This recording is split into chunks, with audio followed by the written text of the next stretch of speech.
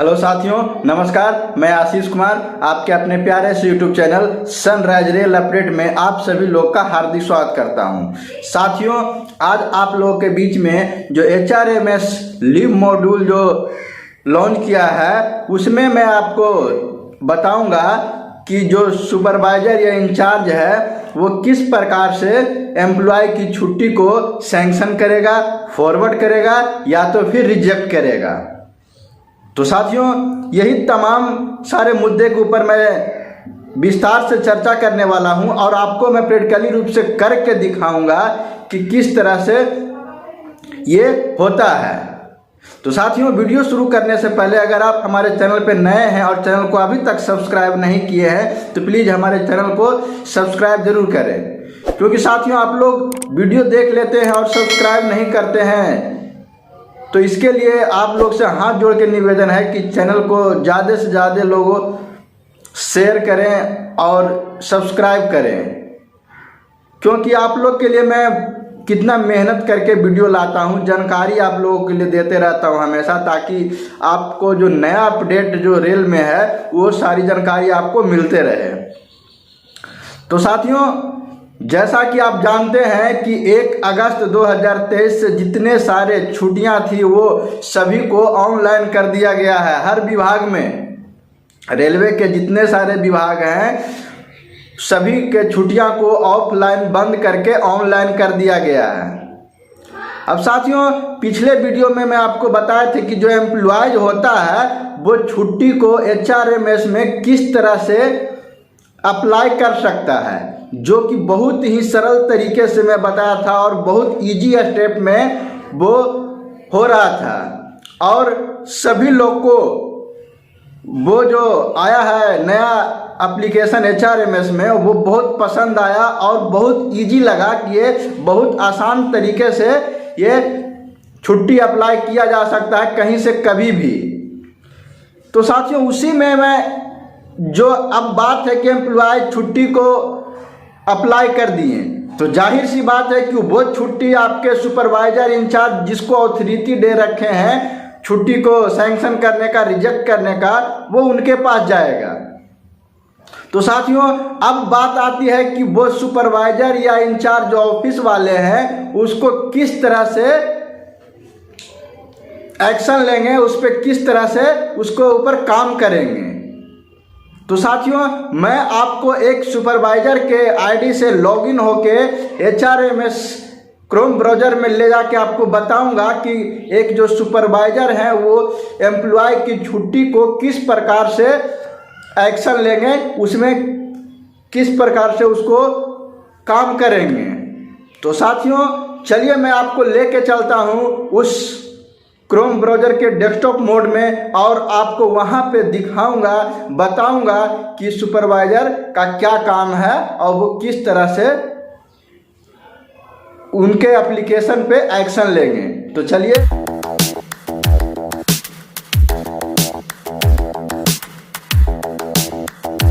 जैसा कि साथियों आप देख रहे हैं कि मैं एक सुपरवाइजर के आईडी से लॉगिन हो चुका हूं क्रोम ब्राउज़र में। तो देखिए, उसके बाद चलते हैं तो यहाँ पे जो एरो का बटन है उस पर क्लिक करते हैं। तो साथियों, जैसा कि आप देख रहे हैं कि जब एरो बटन पे क्लिक किया तो यहाँ पे एक देखिए लिखा हुआ है लीव मैनेजमेंट, इस पर हम क्लिक करेंगे।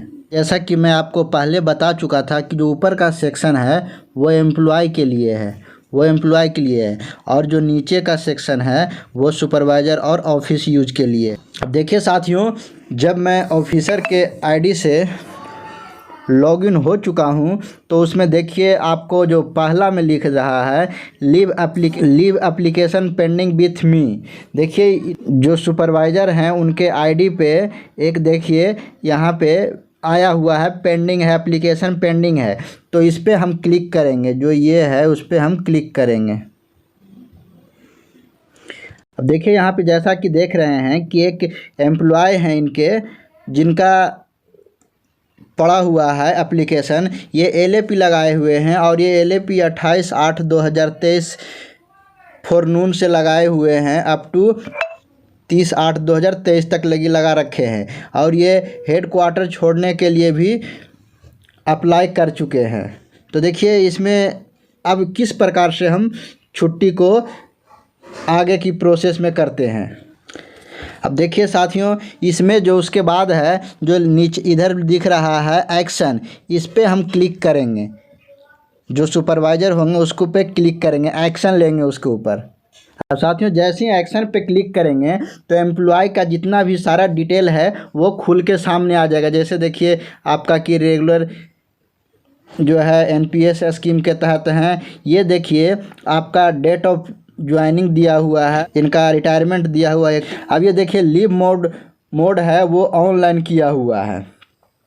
उसके बाद साथियों देखते हैं कि नीचे में कि नेचर ऑफ लीव, ये एलएपी ले रखे हैं, लीव ऑन एवरेज पे ले रखे हैं। अब देखिए इनके पास जो है लीव बैलेंस के रूप में एलएपी बचा हुआ है 300 प्लस 12 डेज। अभी देखिए लीव जो लिए हुए हैं 28/8/2023 से लिए हुए हैं, ये 4 नून मतलब फर्स्ट शिफ्ट, और लीव अप टू 30/8/2023 को तक ये लिए हुए हैं सेकेंड आफ्टरनून 3 डेज के लिए। अब देखिए यहाँ पे लिखा हुआ है HQ लिविंग परमिशन रिक्वायर्ड, मतलब हेड क्वार्टर से बाहर रहने का परमिशन, तो ये इस यस कर रखे हैं, ये परमिशन ले रखे हैं। अब going for to Indian leave, ये मतलब इंडिया से बाहर जाने वाले हैं, तो अमूमन कोई जाता नहीं है इसलिए यहाँ पे नो लिखे हैं। अब देखिए इनका जो हेड क्वार्टर से जो लीव है वो 28/8/2023 से लिया हुआ है फर्स्ट नून से, और कहाँ तक है 30/8/2023 तक 3 डेज के लिए। अब देखिए इसमें ground of which leave applied, इसमें लिखा हुआ है इसमें कि अर्जेंट वर्क के कारण मैं छुट्टी ले रहा हूँ। एड्रेस जो इनका है वो एड्रेस लिखा हुआ है, ये अप्लाई किए हुए हैं 3/8/2023 को। अब देखिए साथियों जो मेन काम होता है सुपरवाइज़र का, यहाँ से शुरू होता है एक्शन से, क्योंकि पहले तो वो एम्प्लॉय का डिटेल देख रहे थे कि क्या डिटेल है, किस प्रकार का छुट्टी है, क्या कितना छुट्टी है, वो सारा रिकॉर्ड देख रहे थे। अब यहाँ से एक्शन पे क्लिक करेंगे तो देखिए क्या होता है। जब एक्शन पे क्लिक करते हैं तो 3 गो ऑप्शन खुल के आता है, फॉरवर्ड करने का, सैंक्शन करने का, रिजेक्ट करने का। ये अगर ये फॉर्म को, एप्लीकेशन को अगर इनको लगता है कि हमें से नहीं हो पाएगा तो अपने आगे के जो ऑफिसर हैं उनके पास फॉरवर्ड पे क्लिक करेंगे, और उसके बाद अगर ये सैंक्शन करेंगे, छुट्टी पास करेंगे तो ये सैंक्शन पे क्लिक करेंगे। अगर इनको छुट्टी नहीं देना है तो रिजेक्ट पे क्लिक करेंगे। तो इस तरह से ये क्लिक करेंगे। उसके बाद अगर ये फॉरवर्ड करते हैं किसी कारणवश, तो यहाँ पे अगर सपोर्टिंग डॉक्यूमेंट्स लगाने की ज़रूरत पड़ेगा तो वो उनको सपोर्टिंग डॉक्यूमेंट्स लगाना पड़ेगा। और रिमार्क में, ये रिमार्क में ऐसा लिखना होता है किसी भी सुपरवाइज़र या चाहे तो एम्प्लॉय को कि 300 वर्ड से ज़्यादा नहीं होना चाहिए। उसमें रिमार्क लिख सकते हैं। अगर मान लीजिए कि आप एप्लीकेशन को फॉरवर्ड कर रहे हैं अपने से ऊपर के अधिकारी या सीनियर को, तो उसमें रिमार्क में लिखना पड़ेगा कि आप किस वजह से फॉरवर्ड कर रहे हैं। या तो रिजेक्ट करेंगे तो उसमें रिजेक्ट का मार्क देना पड़ेगा कि आप किस तरह से रिजेक्ट कर रहे हैं, या तो फिर सैंक्शन करेंगे तो आपको यहाँ पे सैंक्शन लिखना पड़ेगा। उसके बाद क्या करना है कि ये जो सबमिट का बटन है उस पर क्लिक करना है। ये जो आपको दिख रहा है सबमिट का बटन, उस पर लास्ट में क्लिक करना है। जो भी प्रोसेस होगा वो क्लिक करने के बाद ये आपको सक्सेसफुली लिखाएगा, और एम्प्लॉय के आईडी पे जब वो खोलेंगे स्टेटस में तो उनका देखेंगे कि या तो उनका फॉरवर्ड हुआ होगा, या तो सैंक्शन हुआ होगा, या तो रिजेक्ट हुआ होगा।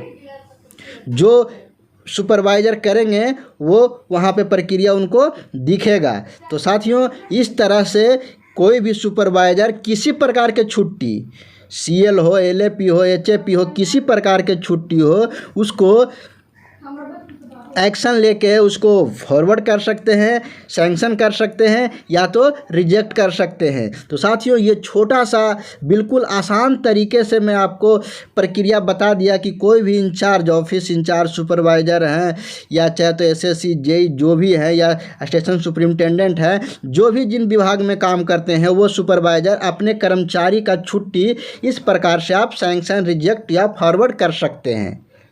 तो यही था एक प्रक्रिया जो बिल्कुल आसान तरीके से मैं आपको बता दिया हूँ।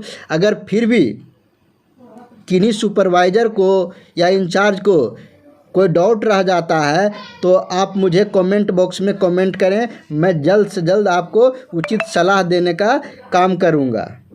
तो साथियों, जैसा कि देख लिए कि सुपरवाइज़र हैं, उनके आईडी पे जैसे ही खोलते हैं तो अगर जो भी एप्लीकेशन होता है एम्प्लॉय का तो पेंडिंग में ऊपर में ही पेंडिंग दिखाते रहता है। जब उस पर क्लिक किए तो सारा उनका डिटेल खुल के आ जाता है कि कितना छुट्टी लिए हैं, कब क्या लिए हैं, ये तमाम सारे आपको आंखों देखी घटना हुआ और मैं आपको बताया।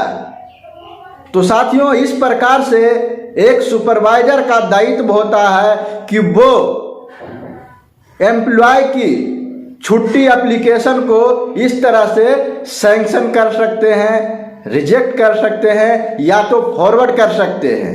क्योंकि साथियों, कभी कभी होता है कि फॉरवर्ड करने के लिए कि अब उनको पास किसी तरह के परेशानी है, मैन पावर या किसी प्रकार के, तो वो अपने से ऊपर सक्षम अधिकारी हैं उनके पास फॉरवर्ड करता है ताकि उनका कोई सॉल्यूशन हो सके, वो स्टाफ की जगह को फिलअप कर सके, इसके लिए फॉरवर्ड किया जाता है। और सैंक्शन जो हुआ, आपकी छुट्टी ग्रांट हो गई। अब साथियों, बात आती है रिजेक्ट। तो आपको ये लगता है कि ये छुट्टी नहीं मिल सकता है या तो अभी बहुत दिक्कत है, तो आप खुद से एक्शन लेके रिमार्क मार के आप रिजेक्ट कर सकते हैं। तो ये था जो कि एक सुपरवाइजर और इंचार्ज जो अथॉरिटी दे रखे थे उनको छुट्टी सैंक्शन करने के लिए एक्शन लिया जाए। अब साथियों, बात आती इसमें एक चीज़ और होता है कि ये सुपरवाइजर है, क्या वो हमेशा अपने आईडी को चेक करते रहेगा कि किसका छुट्टी आया है, किसका आया है? तो साथियों, जहां कम एम्प्लॉय हैं तब तो वहां पे आपको उतना दिक्कत नहीं है। आपको जो भी होंगे एम्प्लॉय उनसे निवेदन रहेगा कि जब भी आप छुट्टी लगाएं HRMS पे ऑनलाइन तो अपने इंचार्ज को, जो सुपरवाइजर होंगे उनको भी हिंट कर दे, उनको भी नॉलेज में दे दे कि सर मैंने आपके आईडी पे आपके पास एक छुट्टी के लिए एप्लीकेशन अप्लाई किया हूँ, उसे देख लें। और साथ साथ जितने सारे सुपरवाइजर हैं वो भी